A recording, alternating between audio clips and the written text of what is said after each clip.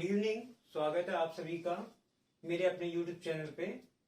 तो मैं आज की क्लास में एक क्वेश्चन लेके आया हूं आपके सामने। रेशो से टॉपिक है, वो रेशो है। रेशो में एक बेहतरीन क्वेश्चन है और ये प्रीवियस ईयर में पूछा गया क्वेश्चन है। तो मैं आपको इस क्वेश्चन को करने की एक टेक्निक बताऊंगा ताकि ये क्वेश्चन ऑप्शन की हेल्प से इजिली सॉल्व हो जाए। आपको भी रेशो आता होगा, कुछ स्टूडेंट है जो रेशो पढ़ चुके हैं। आप इस क्वेश्चन को, वीडियो को स्क्रीनशॉट लेके आप अपनी अप्रोच से इसको ट्राई करें, देन देखें आपको कितना टाइम लगता है। बाकी मैं आपको सिखाता हूं इस क्वेश्चन को करने की कुछ शॉर्टकट ट्रिक्स बताऊंगा, ठीक है ना। आप वीडियो को स्टार्टिंग से एंड तक देखें, आपको कुछ ना कुछ न्यू सीखने को मिलेगा। सबसे पहले आपको ये ध्यान में रखना बात कि आप जब भी कोई क्वेश्चन ट्रिक्स से करते हैं तो सबसे पहले आपको बेसिक आना चाहिए। बेसिक प्लस में ट्रिक्स। अगर एग्जाम में आप बैठते हैं तो सबसे पहले आपको बेसिक और ट्रिक्स दोनों आनी चाहिए। मतलब अगर कोई भी क्वेश्चन, मेरा मानना है कि बेसिक तो आना जरूरी, मस्ट है, ठीक है ना। आपको ट्रिक्स भी आनी चाहिए ताकि बेसिक जब क्वेश्चन ट्रिक्स से हो जाए तो मैं बेसिक क्यों अप्लाई करूंगा। तो मेरा मानना यह है कि अगर कभी भी क्वेश्चन कोई ऑप्शन से हो रहा है या बहुत ही टेक्निक होती है मैथ्स में, क्वेश्चन को सॉल्व करने के लिए इजीली मेथड होते हैं, वो डिपेंड करता है एग्जामिनर ऑप्शन कैसे बना रहा है। अगर ऑप्शन उसने ये बनाया है कि हाँ ट्रिक से क्वेश्चन सॉल्व हो जाए तो ट्रिक से कर दो, बाकी ट्रिक से नहीं होता, बेसिक तो आप पढ़ ही रहे हैं तो बेसिक से आप बना सकते हैं। तो मैं जो क्वेश्चन एग्जाम में आया है उन्हीं के ऑप्शन को ले रहा हूं, ठीक है ना। तो आप ये देखेंगे विदाउट बेसिक और विद इन सेकेंड मैं इस क्वेश्चन को सॉल्व कर सकता हूं और आप भी मेरे साथ सॉल्व करेंगे। देखो कैसे। सबसे पहले मैं इस क्वेश्चन को अप्रोच बताता हूं आपको। बेसिक आपने पढ़ा है, बेसिक से कैसे किया जाएगा सॉल्व।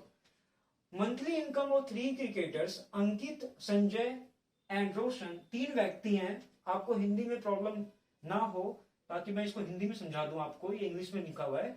डिफरेंट सोर्सेस से उनको इनकम मिलती है तीनों को, और इनकम का बताया है इसको 12, इसको 9, इसको 7। ये उनकी इनकम का रेशियो, आय का रेशियो है। एक्सपेंडिचर, अब साथ साइड बाय साइड उसने खर्च का भी रेशियो दिया है 15, 9, 8।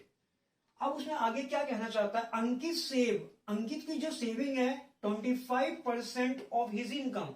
मतलब अंकित के पास जो भी पैसा है वो अपने इनकम का यानी इनकम का वो 25% बचत करता है, सेव करता है। ये कहना चाहता है फॉर फ्यूचर पर्पज के लिए कुछ भी हो सकता है।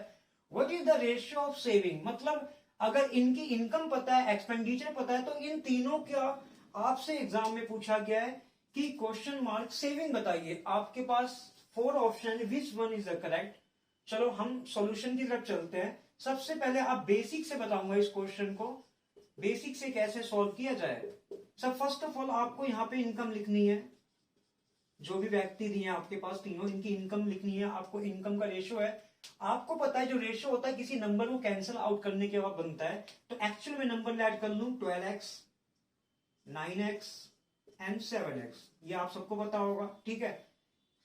ऐसे ही आप एक्सपेंडिचर का भी लिख सकते हैं। एक्सपेंडिचर के बारे में क्या बताया इसने, आप एक्सपेंडिचर को भी लिखो ऐसी।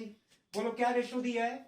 इसको देखो, हम इसको x मान सकते हैं कॉमन। यहाँ पे x जो कॉमन नंबर था कटा होगा, मैंने x माना, लेकिन यहाँ पे भी रेशियो है तो एक्चुअल नंबर बनाऊंगा ना, तो यहाँ पे मैं x नहीं लिखूंगा। अब मेरे को चेंज करनी पड़ेगी वैल्यू, तो 15y मानना पड़ेगा आपको, और ये 9y मानना पड़ेगा, और ये आपको क्या लिखोगे 8y। ये मेरा मिल गया इसका रेशियो बच्चों, ये एक्सपेंडिचर का रेशियो मिल गया, ठीक है। अब ये क्वेश्चन में क्या कहना चाहता है, इसके आगे में क्या बताना चाहता है, ये बोल रहा है कि जो अंकित के बारे में कई बात 25% सेव करता है अपनी इनकम का। आप बताओ अंकित, ये अंकित हो गया ए से डिनोट, बाद में जो संजय एस से डिनोट कर दिया मैंने, रोशन को आर से डिनोट कर दिया।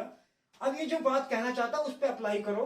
ये क्या कहना चाहता है, अंकित की जो सेविंग है, सेविंग ऑफ अंकित, मैं ए से एस लिख रहा हूं, इसकी बात हो रही है। अंकित की सेविंग है, एस से डिनोट किया, वो कितना 25% का, मतलब आपने पढ़ा होगा परसेंटेज में क्या होता है, 1 फ्रैक्शन में 1/4 किसका, अपनी इनकम का, तो इसकी इनकम का यानी कि 12x।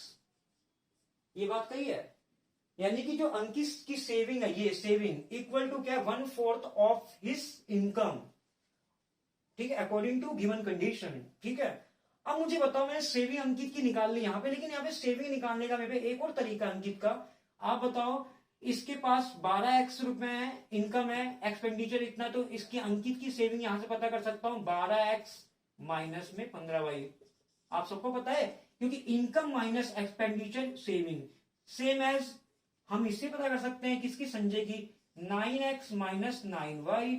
फिर सेम एज हम पता कर सकते 7x माइनस में 8y। ये बिल्कुल बेसिक अप्रोच बता रहा हूं मैं आपको, फिर मैं बताऊंगा इस बेसिक की कोई जरूरत नहीं थी इस क्वेश्चन को ऑप्शन को देखते हुए।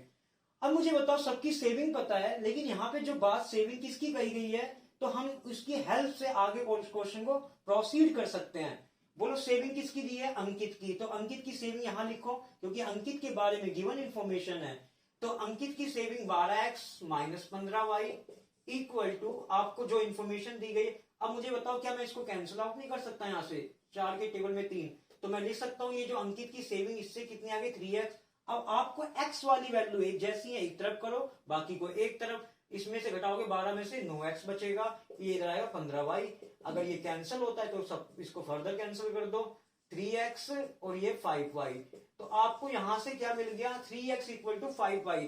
तो आपको पता है जब वैल्यू बराबर होती हैं तो एक दूसरे की रिवर्स होती है। यहां से मैं x की वैल्यू भी निकाल सकता हूं, y की भी, तो x की वैल्यू जो आएगी x इक्वल टू आएगा 5, y इक्वल टू x की वैल्यू होती है y इक्वल टू 3। अगर मैं इस क्वेश्चन x और y की वैल्यू अगर इनमें पुट कर दूं, ये आ जाएगी अंकित की सेविंग और ये आ जाएगी संजय की सेविंग, ये आ जाएगी किसकी सेविंग, रोशन की सेविंग। और तो आप पुट करते ही आपका आंसर ऑप्शन में मिल जाएगा। ये बेसिक मेथड हो गया, ठीक है। अब इस बेसिक मेथड से मैं क्यों करूं सॉल्व क्वेश्चन को, इतना टाइम नहीं है मेरे पास। जब ये क्वेश्चन मेरे को लग रहा है कि देखते ही हो सकता है, तो मैं क्यों अप्लाई करूंगा इस बेसिक ट्रिक्स बेसिक मेथड को। मैं चलता हूं अपनी ट्रिक्स की ओर, ठीक है ना।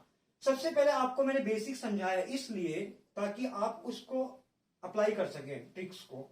लेकिन मुझे पता है कि मैं एग्जाम में जब बैठूंगा ना, तो मैं सबसे पहले फोकस किस पॉइंट पे होगा कि ऑप्शन से क्वेश्चन हो सकता है, हो सकता है, तो आपके पास अपॉर्चुनिटी है तो आप कर सकते हैं। देखो इस क्वेश्चन को मैं ऑप्शन से कैसे सोल्व करता हूं आपके सामने। देखो अभी क्वेश्चन को देखो टाइम कितना लगेगा, कुछ नहीं लगेगा। देखो यही ऑप्शन है ना, आप सीधे पुट करोगे तो बेसिक से आ जाएगा आंसर, ठीक है।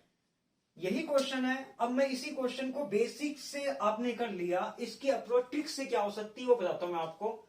मुझे एक चीज बताओ, यहाँ पे इसी आपको सेविंग निकालना, तो सीधा सीधा मैं क्या करूंगा, मुझे पता ये माइनस ये माइनस ये माइनस ये, सेविंग का रेशियो ऐसे बनेगा ना, सबका सेविंग का रेशियो ये बनेगा। तो मुझे बताओ एक्स वाई कुछ भी है, आप सोल्व करते हो कुछ भी है नहीं पता, लेकिन जो भी आएगा इसे पुट करने के बाद मेरा आंसर आएगा, ठीक है, इनमें से होगा। लेकिन मैं क्या करूंगा, देखो इसमें 12x है, 12x है, ये 12 है इसमें और इससे 15 है, इनमें 3 कॉमन है, 3 कॉमन निकालूंगा, इसमें से जो बचेगा यहां लिख देंगे, ठीक है। आप मुझे बताओ दोनों में 9 कॉमन है, तो 9 कॉमन है, कुछ ही बचेगा यहां लिख देंगे, ठीक है। अब मुझे ये समझ में आ गया, यहाँ पे एक्स वाई कुछ भी आए पुट करने के बाद यहाँ पे ये जो वैल्यू ये वाली वैल्यू होगी वो क्या होगी, 3 का मल्टीपल होगी। देखो 3 का मल्टीपल होगी, और यहाँ पे एक्स वाई वैल्यू कुछ ही पुट करें यहाँ पर, तो ये 9 का मल्टीपल होगी। तो मैं कह सकता हूं ए की सेविंग वो ढूंढो जो 3 के टेबल में आती हो, क्योंकि 3 कॉमन है दोनों में, तो 3 के टेबल में आती हो ए की सेविंग। आंसर ये नहीं हो सकता, 3 के टेबल में ये नहीं आता, 3 के टेबल में ये नहीं आता, 3 के टेबल में ये नहीं आता। 3 के टेबल में देखो आता है 15, और इसके 9 भी देखो 9 भी टेबल में आता, तो मैं कहूंगा इसका answer with the help of option we can easily solve, ठीक है ना। तो मुझे पता है कि दोनों में जो चीज कॉमन थी मैंने देखा कॉमन निकाला, और कॉमन मिल रहा है तो आप बेसिक मत अप्लाई करो, सीधा कर दो। कॉमन 3 भी है 9 भी है। अब कोई बोले ऐसा कर भी सकता है, नहीं कर सकता क्योंकि इसमें कॉमन नहीं है। अगर 2 में कॉमन है तो कट नहीं सकता, तीनों में होगा तभी तो कॉमन कटेगा। तो मैंने क्या देखा, मेरे एग्जाम में क्वेश्चन आया ना, तो मैंने इतना देखा कि 9 लिखा, तो 9 का मल्टीपल होना चाहिए बीच वाला तो हैगा। इन दोनों में 12 और 15 में क्या कॉमन है, 3 कॉमन है, 3 का मल्टीपल, एक ही ऑप्शन, खत्म हो गया, ठीक है। तो इस तरह के क्वेश्चन को मैं अब डिस्कस करूंगा और वीडियो अपलोड करूंगा, आप इसको स्टार्टिंग से एंड तक देखें, और मैं इस तरह के क्वेश्चनों को आपको फैमिलियर कराऊंगा, ठीक है ना, कैसे आप अपनी अप्रोच को इंप्रूवमेंट कर सकते हैं, ठीक है ना। तो ये आपकी क्लास का आज का क्वेश्चन था, ठीक है। नेक्स्ट क्लास में मिलते हैं फिर एक नई वीडियो के साथ।